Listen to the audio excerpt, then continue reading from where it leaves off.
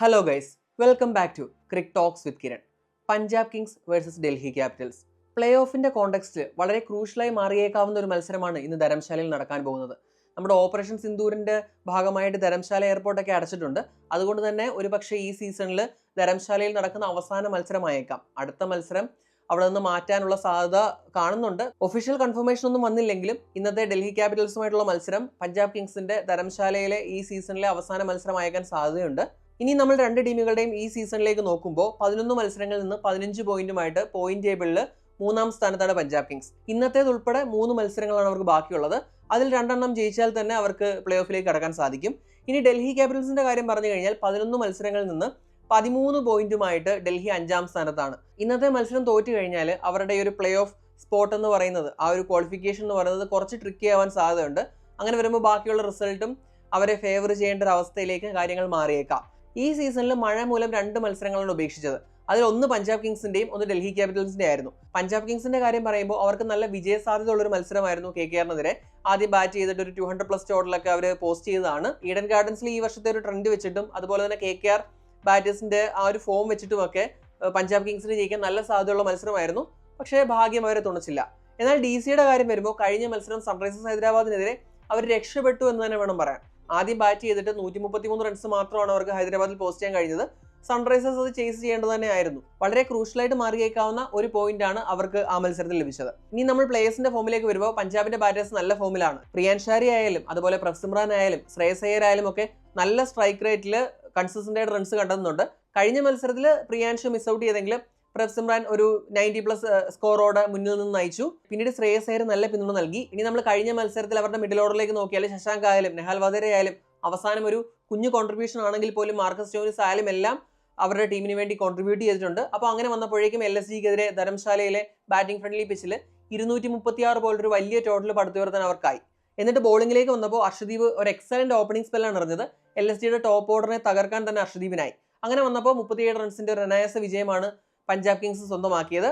Recent form നോക്കിക്കഴിഞ്ഞാൽ ഞാൻ ഈ പറഞ്ഞ പോലെ വളരെ നല്ല രീതിയിൽ തന്നെയാണ് അവർ പോയിക്കൊണ്ടിരിക്കുന്നത്. ഒരു ടോപ്പ് 2 ഫിനിഷിന് എന്തുകൊണ്ടും സാധ്യതയുള്ളൊരു ടീമാണ് പഞ്ചാബ് കിങ്സ്. ഇനി ഡൽഹി ക്യാപിറ്റൽസിന്റെ കാര്യത്തിലേക്ക് വന്നു കഴിഞ്ഞാൽ അവർ റീസെന്റ് ആയിട്ട് നന്നായിട്ട് സ്ട്രഗിൾ ചെയ്യുന്നുണ്ട്. ഇപ്പോൾ കഴിഞ്ഞ 5 മത്സരം നോക്കിക്കഴിഞ്ഞാൽ ഒരു മത്സരം വാഷ് ഔട്ടായി, അത് തോൽക്കേണ്ടതായിരുന്നു. അതല്ലാതെ തന്നെ 3 മത്സരങ്ങൾ തോറ്റു. ഇപ്പോൾ ലാസ്റ്റ് 5 നോക്കിക്കഴിഞ്ഞാൽ ഒരു മത്സരം മാത്രമാണ് ഇവർക്ക് ജയിക്കാനായത്. ഇപ്പോൾ നമ്മൾ സീസണിന്റെ തുടക്കത്തിൽ അവർ അനായാസം പ്ലേ ഓഫിൽ കടക്കുമെന്ന് തോന്നിച്ച ടീമാണ്. ആദ്യത്തെ 6 മത്സരങ്ങളിൽ 5 മത്സരം ജയിച്ചിട്ട് ഒരു ഹൈ ഫ്ലൈങ് യൂണിറ്റ് ആയിരുന്നു. എന്നാൽ ഞാൻ നേരത്തെയുള്ള നമ്മുടെ വീഡിയോകളിൽ സൂചിപ്പിച്ചതുപോലെ അവരുടെ പ്രൈമറി ഹോമായ അരുൺ ജെയ്റ്റ്ലി സ്റ്റേഡിയത്തിലേക്ക് എത്തിയപ്പോഴേക്കും കാര്യങ്ങൾ മാറി മറിഞ്ഞു. പിന്നീട് തുടക്കത്തിലുണ്ടായിരുന്ന അതേ ഒരു മൊമെന്റം നിലനിർത്താൻ അവർക്കായില്ല. ഇപ്പോൾ ഫോമിലേക്ക് നോക്കി കഴിഞ്ഞാലും ബാറ്റിംഗിൽ അവർക്ക് ഇഷ്യൂസ് ഉണ്ട്. കഴിഞ്ഞ മത്സരത്തിൽ അവർ അനാവശ്യമായിട്ട് ബാറ്റിംഗ് ഓർഡർ ചേഞ്ച് ചെയ്തു. അതായത് ഓപ്പണിംഗ് ഇറങ്ങിക്കൊണ്ടിരുന്ന അഭിഷേക് പോളിനെ നമ്പർ 3 ഇറക്കിയിട്ട് കരുൺ നായരെ ഓപ്പണിംഗ് സ്ലോട്ടിലേക്ക് വിട്ടു. അത് ഫെയിലായി. കരുൺ നായരുടെ കാര്യം പറഞ്ഞു കഴിഞ്ഞാൽ ആ കംബാക്ക് മാച്ചിൽ മുംബൈ ഇന്ത്യൻസിനെതിരെ ഒരു എക്സലന്റ് പെർഫോമൻസ് ആണ് കാഴ്ചവെച്ചത്. അതിനുശേഷം ആ ഒരു ഫോം റെപ്ലിക്കേറ്റ് ചെയ്യാൻ കഴിഞ്ഞിട്ടില്ല. അഭിഷേക് പോളിന്റെ കാര്യം പറഞ്ഞു കഴിഞ്ഞാൽ സ്റ്റാർട്ട്സ് കിട്ടുന്നുണ്ട്, അത് കൺവേർട്ട് ചെയ്യുന്നില്ല. ഇപ്പോൾ കിട്ടുന്ന സ്റ്റാർട്ട് കൺവേർട്ട് ചെയ്ത് ഒരു ബിഗ് സ്കോറിലേക്ക് പോകാൻ ഒരു 50 മാത്രമാണ് അഭിഷേകിന് എടുക്കാൻ കഴിഞ്ഞത്. അപ്പോൾ ഒരു സ്റ്റാർട്ട്സ് തീർച്ചയായിട്ടും കൺവേർട്ട് ചെയ്തേ മതിയാവും. അതിന് അഭിഷേക് പോറലിന് കഴിയുന്നില്ല. ഇനി അവരുടെ മിഡിൽ ഓർഡറിലെ മെയിൻ സ്റ്റേ KL രാഹുലിന്റെ കാര്യം പറഞ്ഞു കഴിഞ്ഞാൽ ആദ്യ മത്സരങ്ങളിൽ കണ്ടൊരു രാഹുലിനെ അല്ല ഒരു സെക്കൻഡ് ഹാഫിൽ കാണുന്നത്. ഇപ്പോൾ സ്ട്രൈക്ക് റേറ്റ് ആയാലും ആവറേജ് ആയാലും എല്ലാം കുറഞ്ഞു. ഡുപ്ലസി KKRനെതിരായ മത്സരത്തിൽ നല്ലൊരു ഇന്നിംഗ്സ് കാഴ്ചവെച്ചു. കഴിഞ്ഞ മത്സരത്തിൽ വീണ്ടും ഫെയിലായി. കഴിഞ്ഞ മത്സരത്തിൽ ഒരു സ്റ്റേജിൽ 29-5 എന്ന നിലയിലേക്ക് കൂപ്പുകുത്തിയതാണ്. എന്നിട്ട് അവരെ ആ സ്റ്റബ്സും അശുതോഷ് ശർമ്മയും ചേർന്നാണ് അവരെ രക്ഷിച്ചത്. അവരുടെ ഫോം തീർച്ചയായിട്ടും ഡൽഹി ക്യാപിറ്റൽസിന്റെ പോസിറ്റീവാണ്. കാരണം 100-ൽ താഴെ ഒതുങ്ങേണ്ടിയിരുന്ന ഒരു സ്കോറാണ് അവർ കഷ്ടപ്പെട്ട് 133 എത്തിച്ചത്. പിന്നീട് ബോളിംഗിലേക്ക് നോക്കിക്കഴിഞ്ഞാൽ അവിടെയും പ്രശ്നങ്ങളുണ്ട്. കഴിഞ്ഞ മത്സരത്തിൽ നടരാജൻ ടീമിലേക്ക് തിരിച്ചെത്തി. എന്തായാലും അവർക്ക് ബോൾ ചെയ്യാൻ അവസരം കിട്ടാത്തതുകൊണ്ട് നടരാജന്റെ ഫോം എങ്ങനെയാണെന്ന് നമുക്കറിയില്ല. പിന്നീട് അവർക്ക് വേണ്ടി മിഡിൽ ഓവേഴ്സ് നിയന്ത്രിച്ചിരുന്ന കുൽദീപ് യാദവിന് കഴിഞ്ഞ 3 മത്സരങ്ങളിൽ വിക്കറ്റ് എടുക്കാൻ കഴിഞ്ഞിട്ടില്ല. ഇപ്പോൾ GTക്കെതിരായ മത്സരത്തിലാണ് അവസാനമായിട്ട് ഒരു വിക്കറ്റ് എടുത്തത്. അതിനുശേഷം ഒരു 10+ ഇക്കോണമി റേറ്റിലൊന്നും പോയിട്ടില്ല എങ്കിലും ആ ഒരു ഡെന്റ് ഉണ്ടാക്കാൻ, എതിർ ടീമിൽ അവരുടെ ബാറ്റിംഗ് ഓർഡറിൽ ഒരു ഡെന്റ് ഉണ്ടാക്കാൻ, മിഡിൽ ഓവേഴ്സിൽ വിക്കറ്റ് എടുത്തിട്ട് ഒപ്പോണൻസിനെ ഒരു പ്രഷറൈസ് ചെയ്യാൻ കുൽദീപ് യാദവിന് കഴിഞ്ഞിട്ടില്ല. പിന്നീട് അക്ഷർ പട്ടേലിന്റെ കാര്യം നോക്കിക്കഴിഞ്ഞാൽ ഈ സീസണിൽ ബാറ്റിംഗിൽ ഒരു റെവലേഷനാണ് അക്ഷർ പട്ടേൽ. അപ്പോൾ മിഡിൽ ഓവേഴ്സിൽ നല്ല സ്ട്രൈക്ക് റേറ്റിൽ സ്കോർ ചെയ്യാൻ അക്ഷറിന് കഴിയുന്നുണ്ട്. ഇനി അക്ഷറിന്റെ ബോളിംഗിലേക്ക് വന്നു കഴിഞ്ഞാൽ നമ്മുടെ പഞ്ചാബ് ബാറ്റേഴ്സുമായിട്ട് നല്ലൊരു മാച്ചപ്പാണ് അക്ഷറിനുള്ളത്. പഞ്ചാബിന്റെ ടോപ്പ് ഓർഡറുമായിട്ട്, പ്രത്യേകിച്ച് പ്രഭ്സിമ്രാൻ സിംഗിനെതിരെയൊക്കെ നല്ലൊരു റെക്കോർഡാണ് അക്ഷറിനുള്ളത്. അതുകൊണ്ട് അക്ഷർ അത് യൂട്ടിലൈസ് ചെയ്യാൻ സാധ്യതയുണ്ട്. നമ്മൾ ഈ സീസണിൽ പലപ്പോഴും കണ്ടതാണ്. അക്ഷർ പവർ പ്ലേയിൽ തന്നെ ബോൾ ചെയ്ത് മാറുന്ന ഒരു രീതി നമ്മൾ പലപ്പോഴും കണ്ടു കഴിഞ്ഞു. അപ്പോൾ പവർ പ്ലേയിൽ അക്ഷർ സ്വയം യൂസ് ചെയ്യാൻ സാധ്യതയുണ്ട്. പിന്നീട് ഷമീര നന്നായിട്ട് എക്സ്പെൻസീവ് ആവുന്നുണ്ട്. മുകേഷ് കുമാറിന് പകരം പിന്നെ കഴിഞ്ഞ മത്സരത്തിൽ എന്തായാലും നടരാജൻ വന്നു. പിന്നീട് ഇവർക്ക് പോസിറ്റീവായിട്ടുള്ളത് വിപ്രജ് നിഗമാണ്. ബാറ്റ് കൊണ്ടായാലും ബോൾ കൊണ്ടായാലും കോൺട്രിബ്യൂട്ട് ചെയ്യാൻ വിപ്രജിന് കഴിയുന്നുണ്ട്. അപ്പോൾ അങ്ങനെയൊക്കെയാണ് നമ്മുടെ ഡി സിയുടെ കാര്യങ്ങൾ. ഫോം വൈസ് തീർച്ചയായിട്ടും ഡി സി സ്ട്രഗിൾ ചെയ്യുന്നുണ്ട്. ഈ സ്ട്രഗിൾ മാറ്റി അവർക്ക് ക്യാമ്പയിൻ റിവൈവ് ചെയ്തേ മതിയാവും. കാരണം IPL ഓൾറെഡി ബിസിനസ് എൻഡിലേക്ക് കടന്നു കഴിഞ്ഞു. ഇനി സംഭവിക്കുന്ന തോൽവികൾ തീർച്ചയായിട്ടും അവരെ പ്ലേ ഓഫിൽ നിന്ന് അകറ്റും. ഇനി പിച്ച് കണ്ടീഷൻസിലേക്ക് വന്നു കഴിഞ്ഞാൽ മത്സരം നടക്കുന്നത് ധരംശാലയിലാണ്. ഇപ്പോൾ കഴിഞ്ഞ മത്സരത്തിൽ കണ്ടതുപോലെ തന്നെ ബാറ്റിംഗ് ഫ്രണ്ട്ലി സർഫസ് ആണ്. അപ്പോൾ ഒരു ഹൈ സ്കോറിംഗ് ഗെയിം തന്നെ നമുക്ക് പ്രതീക്ഷിക്കാം. അതുപോലെ തന്നെ സീമേഴ്സിന് ഹെൽപ്പ് ഉണ്ടാവും. ആ ഒരു ഹെൽപ്പ് അർഷദീപ് സിംഗ് യൂട്ടിലൈസ് ചെയ്യുന്നത് നമ്മൾ കണ്ടതാണ്.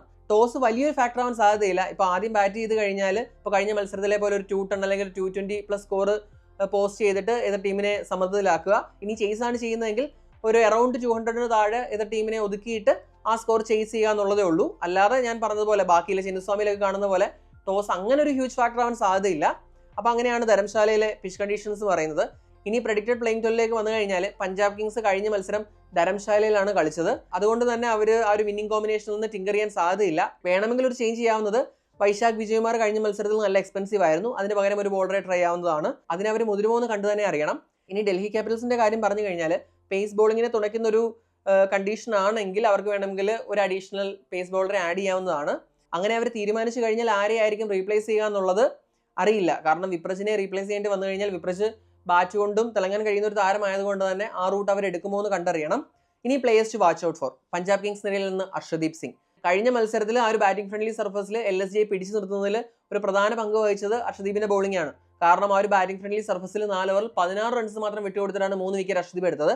അപ്പോൾ ഇന്നും അർഷദീപിന് ആ ഒരു പ്രകടനം റെപ്ലിക്കേറ്റ് ചെയ്യാൻ കഴിയുമോ എന്ന കാര്യം ഞാൻ കാത്തിരിക്കുന്ന ഒന്നാണ്. അതുപോലെ ഡൽഹി ക്യാപിറ്റൽസ് നിരയിൽ നിന്ന് KL രാഹുൽ.